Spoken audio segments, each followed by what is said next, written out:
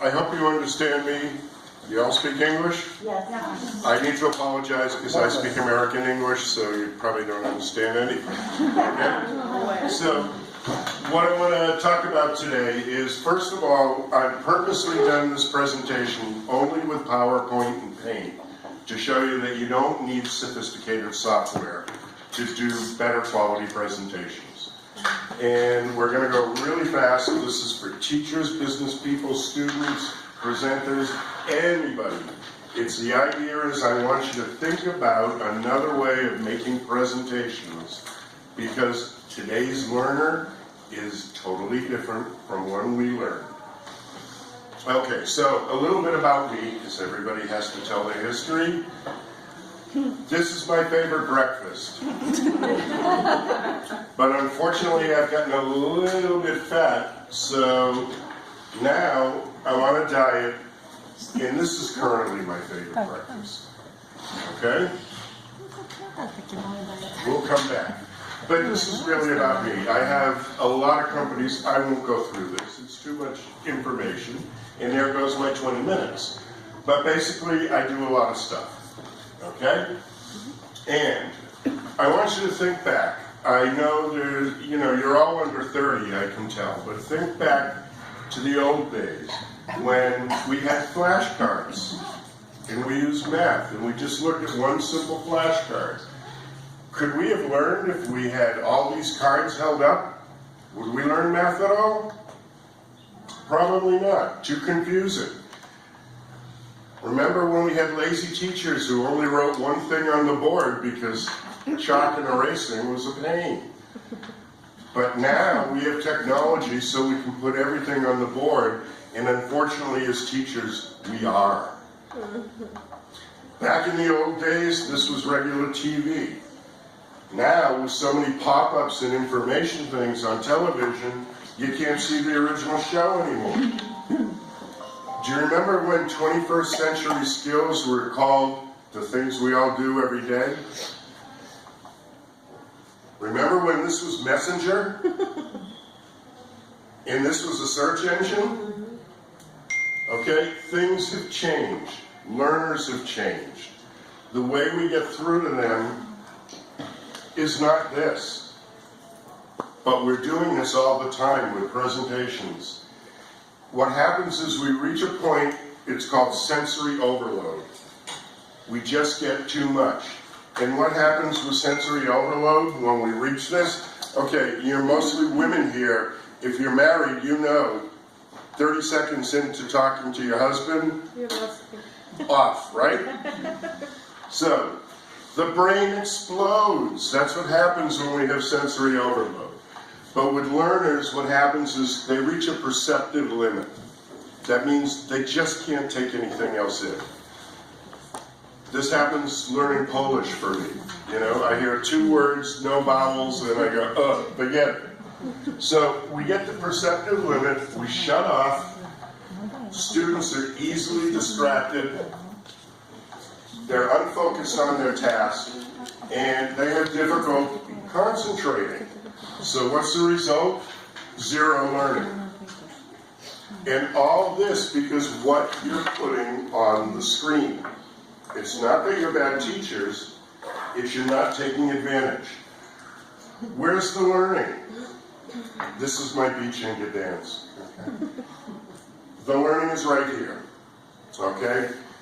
What I want you to consider is that if we go back to simplicity, we'll become much more effective. And what we're going to talk about the most is the image that you're putting on the screen and how much information is on the screen. Now, 3 seconds.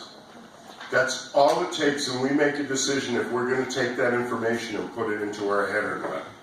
Okay?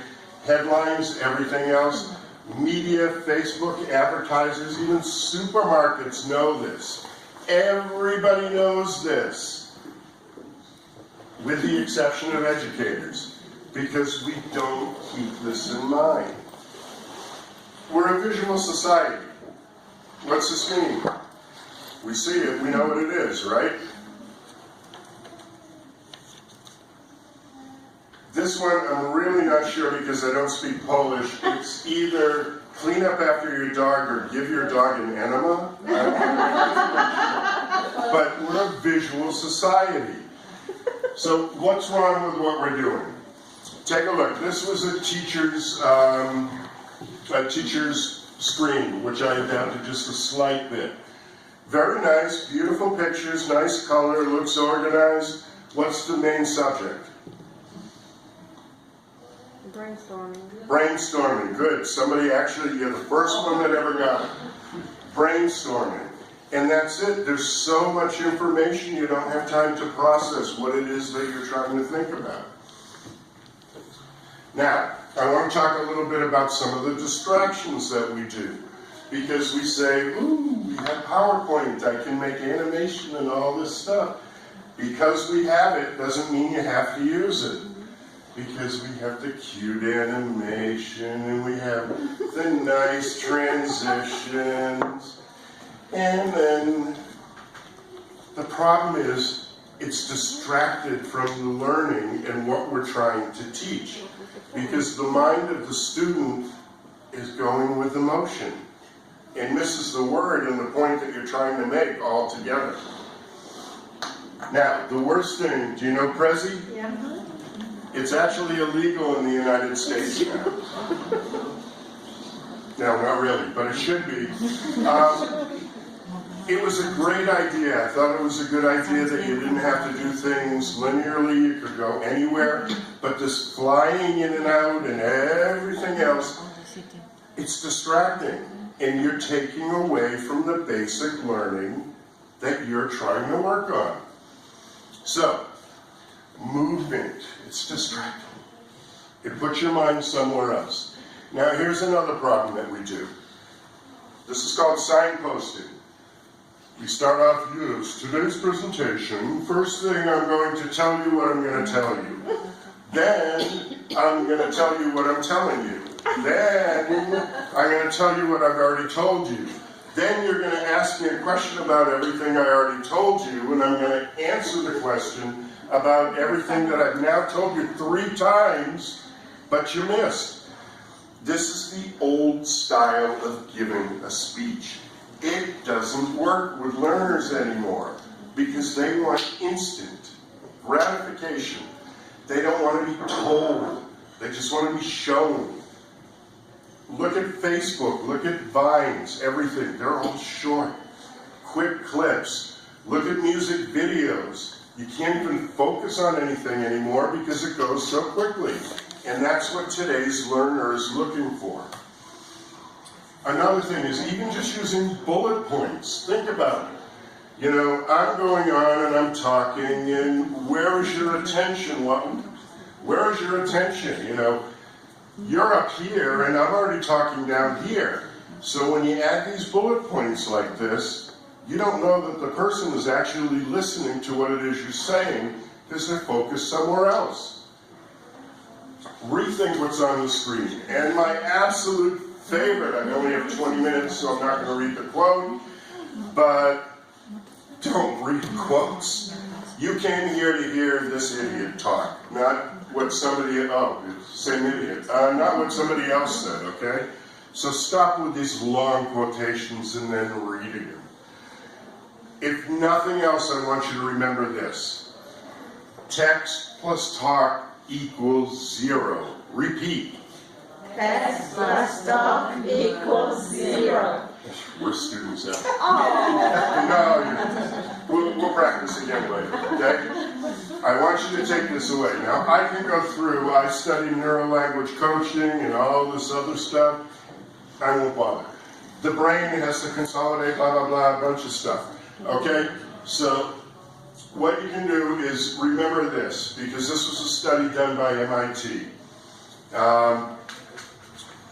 Accuracy and retention are visual, not from the ears. So the eyes have it. You're learning more from the screen than from my mouth. Okay?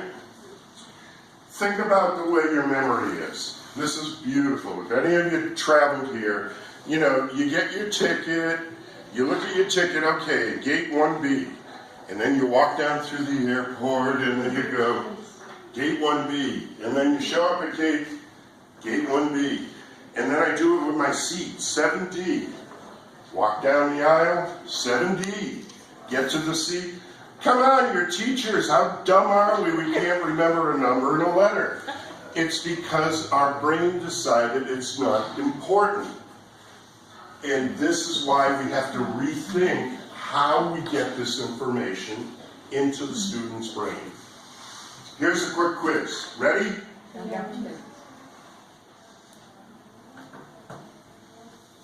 Okay, what'd you see? Sleeping monkey. Sleeping monkey. Dog. Okay. Not bad. Try it again. What'd you see? Give her a water. Okay? When I do this, most of the time, the first time you miss the adjectives, the second time you get them. And it's not, I've done it both ways before. And it's because the picture drove home what the words were. The words by themselves meant nothing. So the idea is finding pictures that will help you give a single message per slide. Okay? Rethink this. Now, the idea is the picture should have impact to make sense with the word that's on there and to drive it home. Because this is what the students will take in.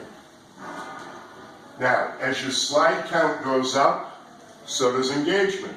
Because normally when I used to give speeches with about 20 slides, you know, you're checking your Facebook, see, she's doing that, you know. Time. People. 10 minutes. 10 minutes? Okay. 8. I'll get there. So, as this goes up, it's going so quickly, you don't have time to be distracted by other things.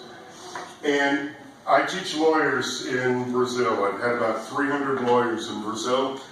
We went through every law book in the world. There is no law that says you are limited to the amount of slides that you can use in a PowerPoint presentation.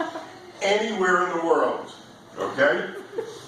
Another thing to remember, this surprised me. This is a new study that came out recently, and MIT also did this. It's called the rule of fours. When you're picking your picture, I used to always put beautiful landscapes. They're not as effective. The most effective is humans, then familiar scenes like the bathroom, the dining room, the kitchen, then objects, then landscapes. So if you're looking for effective pictures, go with people. For some reason, it's things we can relate with, makes us remember better. Now, some examples of bad slides. This was something I went to in Malta, and she went through and read the whole thing, and, you know, that could have taken all 20 minutes. But it got even worse. And, sorry, Anna. Here's something that I saw last year, and, you know, this is something that you have to show. But it's too much information to take in at one time. You need to learn to break things up. These are professionals that I do in English language. This is from a publisher. You can't read that. So putting a red box around it certainly makes it much better, right?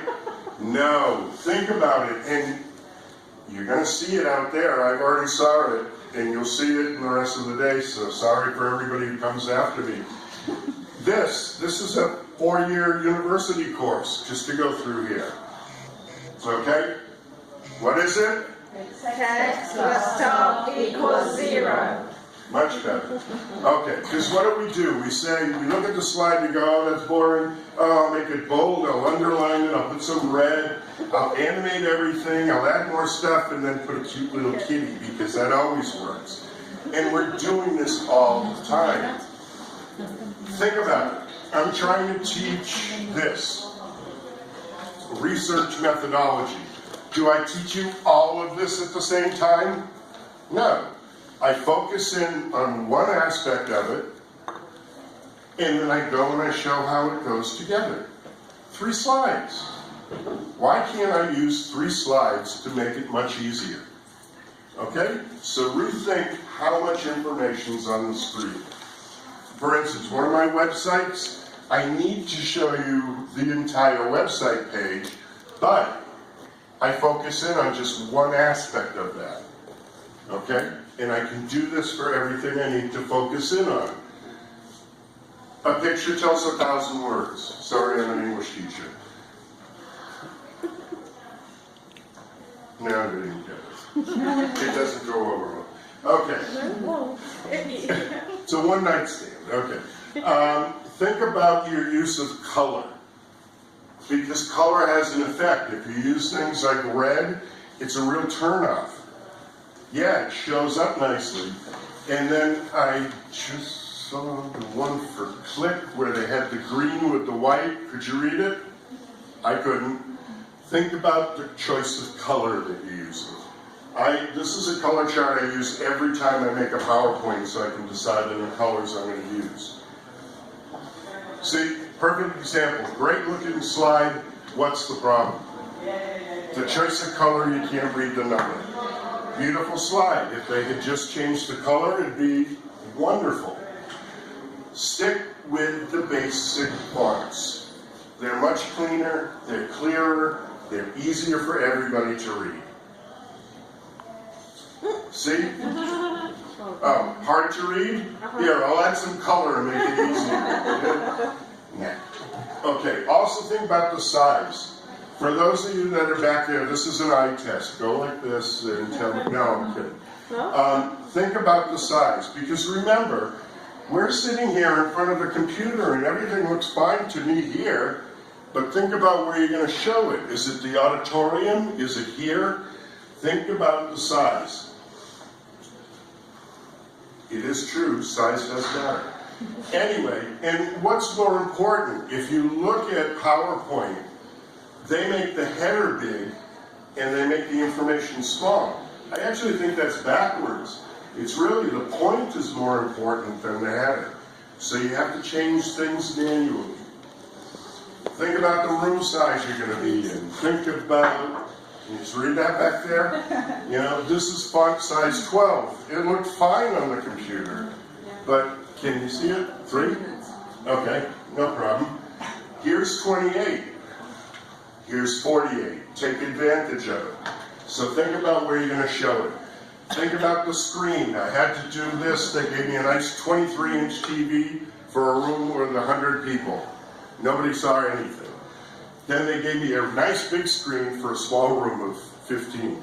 You know, try and find out these things beforehand. Find out what the seating is. Are you going to be sitting behind somebody's head? Think about where you put the information. If it's at the bottom of the screen, nobody's going to see it. Think about the lighting. This will make a difference with color. And do you guys know the difference between the aspect ratio? Because that's the difference between doing this or doing that. Okay? So think about it. And learn how to use PowerPoint. I watched somebody do this in the setup mode, gave the whole presentation. Because they didn't know to press F5. And please, you're not playing Pong. So when you're sitting there using the pointer, just point at one spot and don't go like this and like that and make little things, okay? All right, embedding. Embedding is when you put the videos and everything right inside. And I see this all the time, even from professionals. You know, I'm sitting there, I have to break out of the thing. I break out of my PowerPoint presentation because I want to show you a video, and then, oops, you see my screen. I show you the video, then I'm back, oops, and then I'm trying to find desperately where did I leave off when I could have just put the video right into. It's simple, okay? It's called embedding. And you can also do this if you have anything that you have to show on the internet. I didn't bother hooking up the internet here, but I could have clicked on this, it would go direct. But I always have a plan B just in case, because you never know if the internet will work. Okay? I love it. They said, just go to this site, copy this down. You got that? Did you get it? Okay? All the time. Learn how to use these little short things. There's a lot of them. 1 minute. 1 minute? Okay.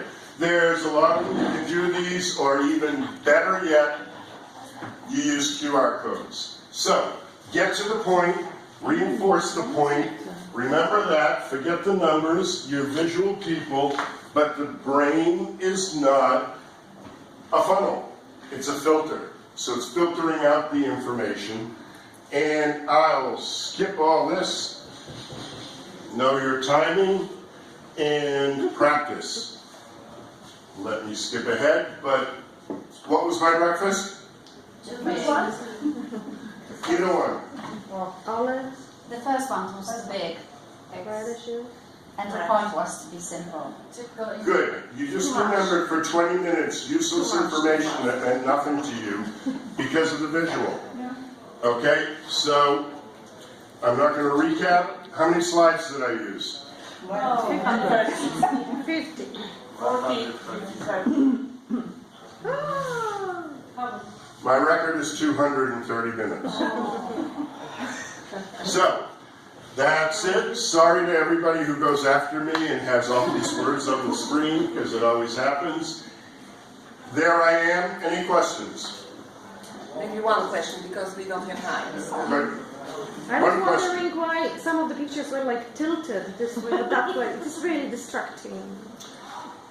It depends. There's a lot of studies whether being straight or whether being tilted is more effective. I've been waiting to see feedback on it. There's actually an argument now about using Comic Sans as a font, because people actually, if they have trouble with it, they focus more on it. Really? Yeah, and this is new research that's coming out. So some of this stuff, like if it's hard to read, you actually look at it more and you spend more time Yeah, if on you it. put like 2 pictures tilted, I have time only to read the one. Yeah? Yeah. Maybe I'm Okay. retarded this week, but it's just... Good. Yeah, I might have been crooked when I was doing it. okay, so that's why. Okay, I get it. Okay, thank you so much for the nice Thank you. presentation. And more questions by email, for example, Find me. Facebook, or You get me there. I'm everywhere. Okay, and the small gift for you Oh, for our thank university you on so much. organizing of the conference. So Yay. thank you so much. Thank you all. Thank you so much. Poprosimy następnego